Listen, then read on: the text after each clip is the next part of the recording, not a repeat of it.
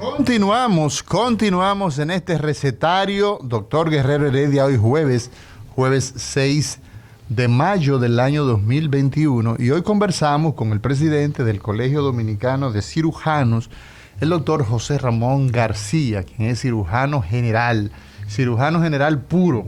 Sí. Usted se quedó como cirujano general puro. Sí, pero yo hago laparoscopía. Usted es cirujano laparoscópico. Ya la tendencia, doctor, hoy día es que todos los cirujanos general hacen laparoscopía, o todavía hay... porque antes había que hacer una especialidad, había que hacer un entrenamiento adicional, no estaba tan diversificado y había que salir del país. Sí. ¿Cómo es eso hoy día? Bueno, realmente ya el cirujano debe utilizar esta herramienta nueva, que es...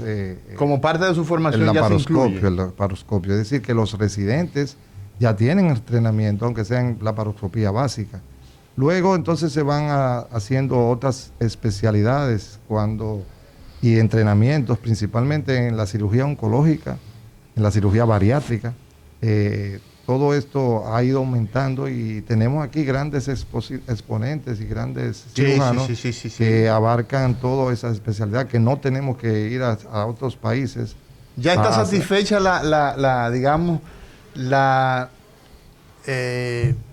por decirlo de una manera, la oferta de cirujanos laparoscópicos en la República Dominicana? Yo entiendo que no, que todos debemos tratar de incursionar y de ir mejorando, porque la tendencia no es hacernos nada más laparoscopista por ser laparoscopista, sino es que es una herramienta muy útil. O sea, nosotros es algo que a medida que uno va avanzando en esto se da dando cuenta de que la evolución posquirúrgica del paciente es excelente. Entonces, aprovechando ese comentario, doctor, ¿cuáles son los beneficios? Hay una pregunta pendiente antes de irnos a la pausa en relación a cuáles son las estructuras más frecuentemente lesionadas en el trauma abdominal. Pero me gustaría que usted, antes de respondernos esto, Guillermo, ¿verdad?, nos dijera cuáles son los beneficios, las ventajas, por qué razón se indica sobre la cirugía abierta, la cirugía laparoscópica o la cirugía mínimamente invasiva. ¿Cuáles son esos beneficios? Bueno, el primer beneficio es que el paciente, la evolución posquirúrgica es muy buena. El paciente se recupera más fácil. El hecho de usted simplemente hacer un abordaje con incisiones mínimas, que apenas tienen unos cuantos, 1 centímetro, eso nos ayuda a que las estructuras, principalmente la pared abdominal, la pared del abdomen, que está muy bien inervada y produce mucho dolor, tanto a nivel peritoneal como de los músculos. Entonces nosotros ahí provocamos menos dolor cuando abordamos la cavidad a través de esas incisiones. Entonces hay menos sangrado, hay menos dolor. Y el paciente entonces se recupera más rápido. Se recupera mucho más fácil. Uno puede ver lo que la mayoría, muchísimos pacientes están siendo operados principalmente de colecistectomías, o sea, de vesícula, de problemas de piedra en la vesícula. Se operan con laparoscopía y a los 2 o 3 días ya están haciendo sus labores. Todo va a depender de cómo él psicológicamente también se adapta. Exacto, pero es una recuperación mayor. En términos de costo, entonces, esto resulta que si la persona puede incorporarse más rápidamente a su actividad, pues entonces costo-beneficio es una cirugía más beneficiosa, tiene más impacto económico. Claro que sí. En beneficio del paciente, de su familia y de la sociedad. Claro que sí. Doctor, la estructura más frecuentemente lesionada en el trauma abdominal. Mira, el trauma abdominal puede ser abierto o cerrado. Regularmente el trauma cerrado, nosotros vamos a ver estructuras que son macizas, que son sólidas, como es el vaso. El vaso. El vaso es una de las estructuras más lesionadas en las lesiones. Digo, pero como vaso se rompe entonces, si es un vaso se rompe. Sí, pero estamos diciendo el vaso con B larga y con Z, sí. Exacto. Entonces, o el esplénico, el órgano esplénico. Exacto. Entonces ese se lesiona con mucha frecuencia porque es muy frágil. Otra estructura que también se lesiona bastante en los traumas cerrados es el hígado. Vemos muchos pacientes que tienen lesiones cuando el impacto es bien grande, principalmente cuando tienen su cinturón de seguridad por el hecho del latigazo, del vaivén de cuando el cinturón de seguridad lo aprieta, entonces tiende a producir esa lesión. Pero eso es un órgano que puede sangrar mucho, sí, doctor, todos esos órganos sangran bastante. Son sangrones. Sí, y son la principal causa de que nosotros tengamos lo que llamamos el hemoperitoneo, o sea, sangre libre. Sangre en la cavidad. En la cavidad. En la cavidad peritoneal. En la cavidad. Y eso ya de por sí es quizás el elemento que más produce ese abdomen agudo, esa defensa a nivel abdominal. Entonces, de las vísceras huecas. Exacto, ya en las vísceras huecas, por ese mismo vaivén, también podrían lesionarse las vísceras huecas, dependiendo. Muchas veces hay pacientes que tienen el abdomen, el estómago lleno de alimentos y tiende a estallarse. También pacientes que tienen, por ejemplo, tienen la vejiga urinaria, la tienen llena de orina. Cuando salen y tienen un accidente, también pueden sufrir estalladuras.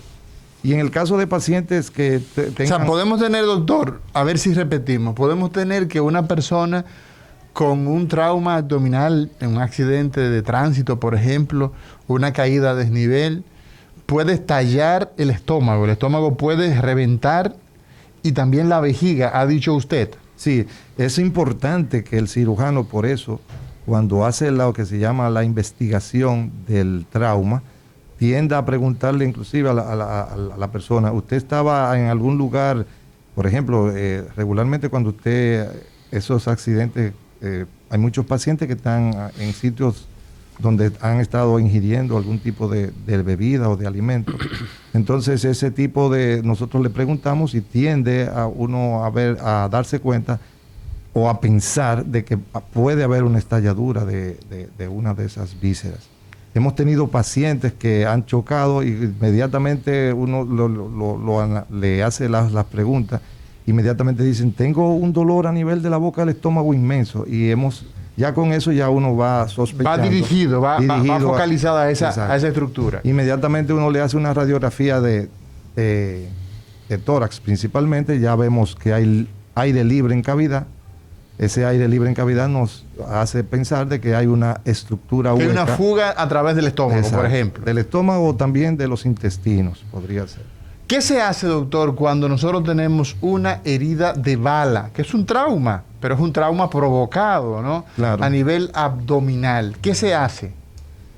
Además de la preparación general que uno debe tener, toda herida por arma de fuego debe explorarse a nivel del abdomen. ¿Explorarse qué significa? Explorarse quiere decir que nosotros tenemos que hacer una cirugía en el nivel del abdomen. O sea, que hay que operar. Hay que operarlo. Porque regularmente, y todo va a depender también del calibre de la bala y también de la velocidad de la bala. Porque cuando son heridas por arma de fuego que son de alto calibre o que son de alta velocidad, tienden a producir lo que nosotros llamamos una onda expansiva, la cual puede provocar lesiones que inclusive uno no la percibe en un primer periodo, pero que después comienza a dar manifestaciones, sí, a nivel abdominal. Entonces, regularmente, y cuando son heridas por arma de fuego, las lesiones son a nivel de vísceras huecas, o sea, de intestino principalmente. Y uno, por la anatomía, también uno se puede dar cuenta cuáles otras lesiones puede haber sido provocadas. Doctor José Ramón García, cirujano general, ¿cuál es el impacto que ha tenido para nosotros entrar en el tema del día de hoy con usted, que es la cirugía de vesícula, la cirugía de una parte de esas vías biliares, ¿no? Tan frecuente con los cálculos, con las piedras en las vesículas, como lo conoce el pueblo. ¿Cuál ha sido el impacto que ha tenido el COVID en la cirugía general? ¿Cómo ha impactado esta epidemia en los pacientes que hay que llevarlos a cirugía?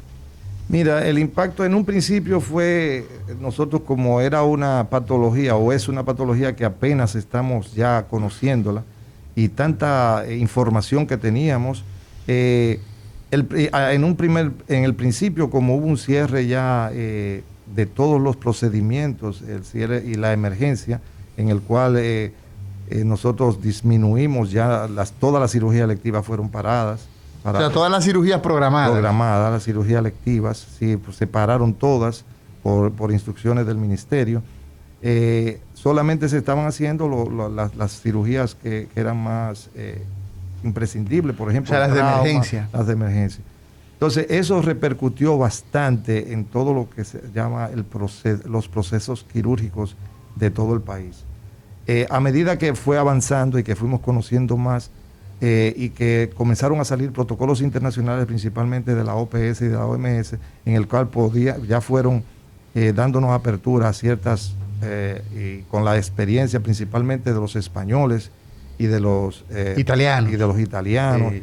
Y también de los norteamericanos, porque recordarse que Nueva York fue una ciudad que abatió bastante la pandemia, y tenemos muchos representantes dominicanos que viven en Estados Unidos que nos fueron ayudando a conocer más de las patologías y de sus protocolos quirúrgicos allá.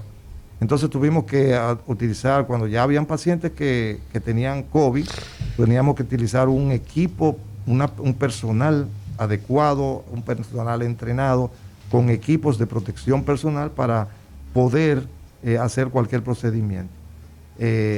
Pero luego, a medida que va pasando, que uno va conociendo y que va viendo que la patología, por ejemplo, ya después que tienen COVID, duramos 2 o 3 semanas para poder otra vez comenzar a operar la cirugía. Entonces ya ahí nosotros hemos ido utilizando otros protocolos, los cuales nos van ayudando.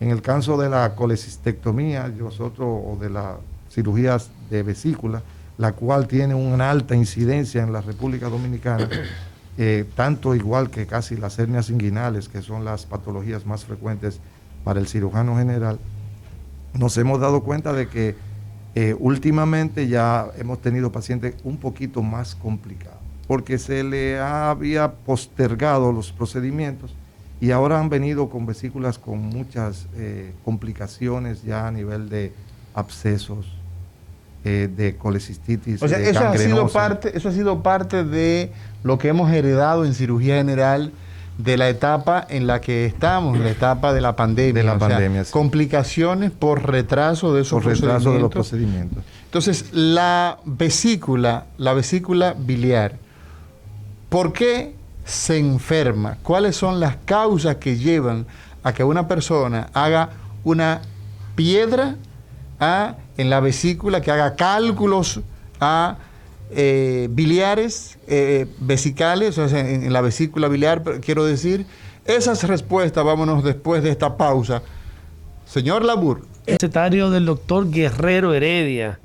Interesantísima esta entrevista con el doctor José Ramón García.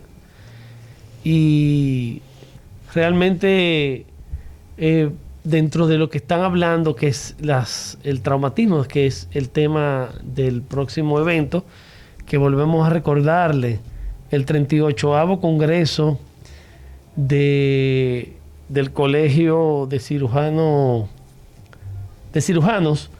actualización en trauma y cirugía mínimamente invasiva, del 1 al 4 de julio. Doctor García, específicamente, le escuché hablando en la introducción cuando habló de este evento, es totalmente virtual.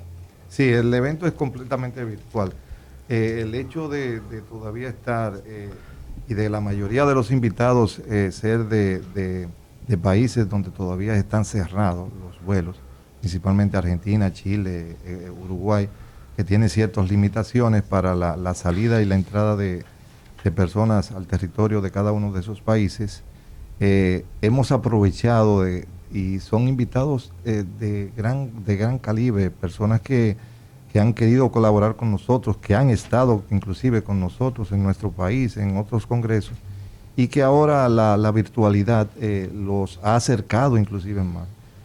Ahí vemos cómo personas que tenían tiempo que no se veían, se ven y intercambian con nosotros, y y tú tener algunas veces un gran representante en temas, por ejemplo, de hernias, que sea de Argentina o con un representante de Perú, personas que te dan unas increíbles conferencias, verlos juntos es algo que nos ha edificado a todos nosotros. Definitivamente, yo entiendo que algo nos deja la pandemia.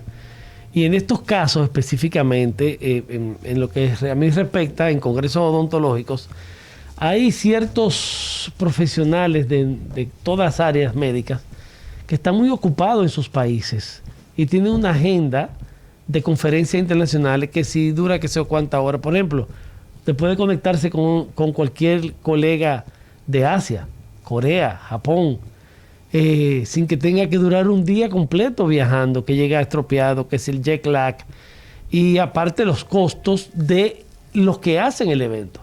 Así mismo. De los que usted mencionó, me parece que mencionó de Argentina o de... De Argentina, de Chile, de Uruguay, tenemos invitados de Colombia, también invitados de México, varios invitados de Estados Unidos, de Europa, España principalmente. Y también tendremos junto con nosotros otros representantes inclusive de Dubái. Tenemos a un gran amigo, el doctor Rubén Peralta, que casi siempre nos acompaña y estoy casi seguro que él, si no puede venir, va a tratar de estar con nosotros. Rubén Peralta es dominicano, graduado en la Universidad Pedro Enrique Ureña y luego emigra a Estados Unidos, donde hace cirugía general y es el jefe del servicio de cirugía del hospital de trauma más importante en Dubái. Sí. Así que es un colaborador permanente de la República Dominicana. Cada año viene. Él es salcedense. Le encanta que nosotros digamos su procedencia. Sí, claro. Y es un colaborador muy asiduo a cualquier actividad académica donde se le invite. Está presente y lo ha hecho con nosotros a través de las plataformas digitales. Doctor José Ramón García, la vesícula. ¿Qué es la vesícula biliar? ¿Dónde se encuentra? ¿Cuál es su función? ¿Y por qué se enferma? La vesícula biliar es un órganito pequeño, una bolsita que nosotros tenemos debajo del hígado. Apenas mide unos 10 a 12 centímetros de diámetro. Y ahí se almacena la bilis. La bilis es una sustancia que se produce a nivel del hígado y va a ayudar a la absorción de los nutrientes a nivel del intestino. Entonces, la bilis lo que hace es sirve de almacenamiento de esa bilis que nosotros no consumimos. Lo que hace la vesícula que la almacena.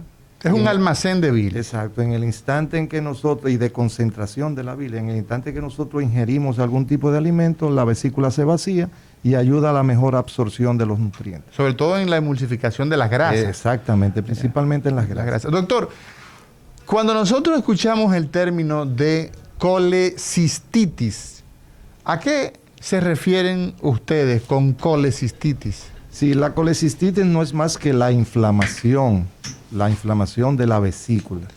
Entonces no es lo mismo la colecistitis que la colelitiasis. No, porque la colecistitis es cuando existe ya una inflamación, que puede ser aguda o puede ser crónica. O sea, la inflamación de la vesícula es colecistitis. Porque nosotros vemos que muchas veces la gente nos llama y nos dice, doctor, yo tengo aquí una sonografía y dice que yo tengo una colecistitis.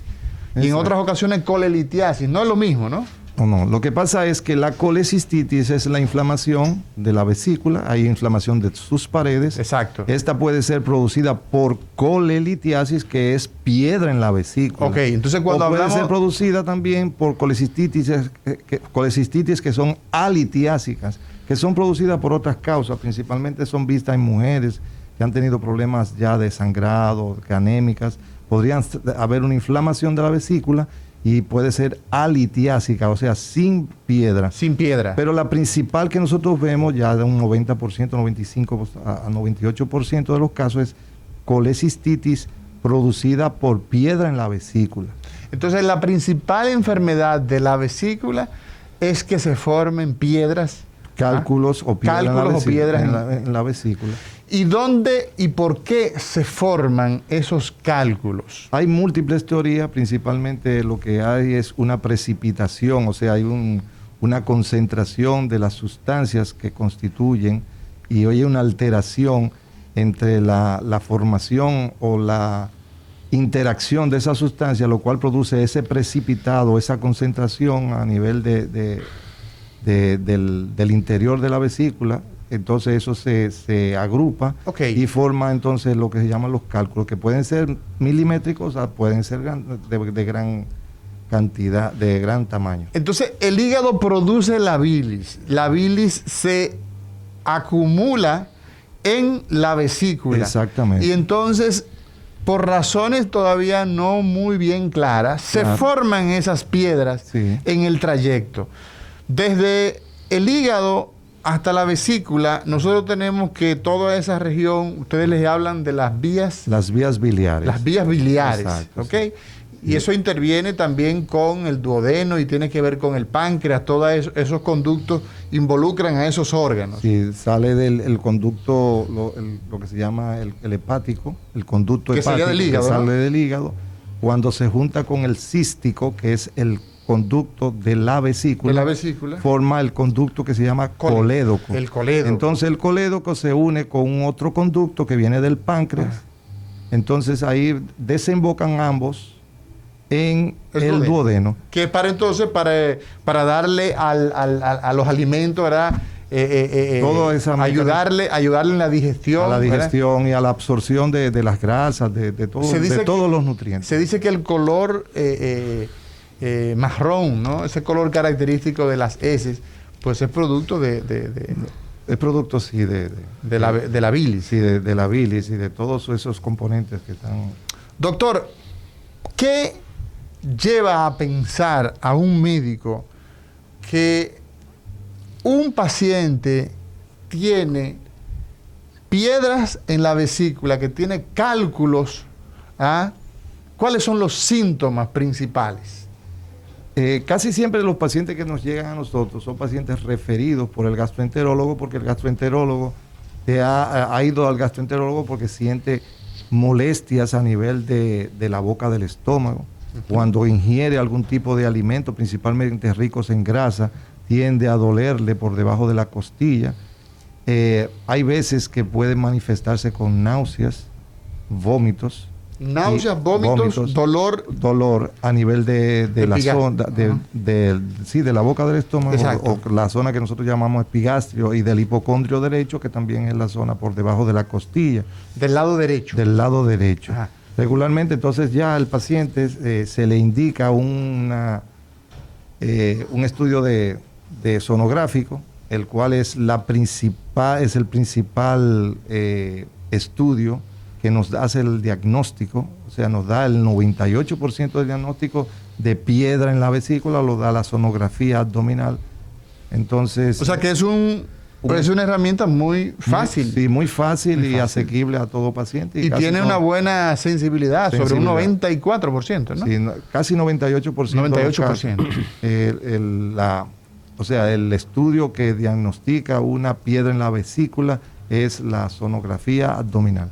La sonografía abdominal. Tenemos, entonces, tú decías, Guillermo. Sí, lo que pasa es que aprovechando que está hablando de las piedras y de la vesícula, doctor José Ramón García, la colecistectomía, así se dice. Sí, colecistectomía. ¿Se puede hacer vía laparoscópica? Sí, realmente el gold standard, como decimos, en vesícula es hacer la colecistectomía por laparoscopía. Ya uno debe siempre ofrecerle al paciente este procedimiento, en vista de que es un procedimiento de fácil manejo en paciente, el entrenamiento casi inicial que uno hace, regularmente lo hace en laparoscopía de vías biliares o de vesícula, o laparoscopía de apéndice, de apendicectomía. Entonces, pero la vesícula, casi ya el 90% de los casos la estamos haciendo en los centros privados, por supuesto, la estamos haciendo vía laparoscópica. Es muy fácil de hacer. El paciente casi en 24 horas ya está listo para irse a su casa. Son pacientes que uno inmediatamente lo aborda, ya a las 4 o 5 horas ya uno le está dando dieta y está deambulando. Porque es una cirugía que nosotros regularmente la hacemos con anestesia general, o sea, se debe hacer con anestesia general, y la reincorporación, o sea, el parar al paciente es muy importante. Cuando ya uno la hace vía abierta, también uno utiliza anestésicos que son regionales, entonces ya el paciente debe durar más tiempo postrado por el asunto de las ciertas indicaciones ya postquirúrgicas del anestésico vía raquídea, que le puede dar cefaleas y esas cosas al paciente. Ok, y ya como para terminar, Amaury, discúlpame. No, para dentro de su exponencia al principio, me llamó mucho la atención y me interesa que usted dijo que ya no hay que viajar al exterior, hacerse ningún procedimiento quirúrgico, y sobre todo por la actualización que tenemos en nuestro país. Y me siento, se me pone la piel de gallina, porque realmente sabemos el nivel de nuestros médicos en todas las áreas de la salud. Específicamente en nuestra carrera en odontología, muchos pacientes antes asistían a hacerse grandes tratamientos y desde hace muchos años están viniendo aquí. Realmente lo felicito por su exponencia y me siento muy feliz y orgulloso de conocerle, siendo hijo de médico ginecólogo y a destiempo. Vámonos a una pausa, señores, y regresamos con el doctor José Ramón García en este recetario de hoy jueves 6 de mayo.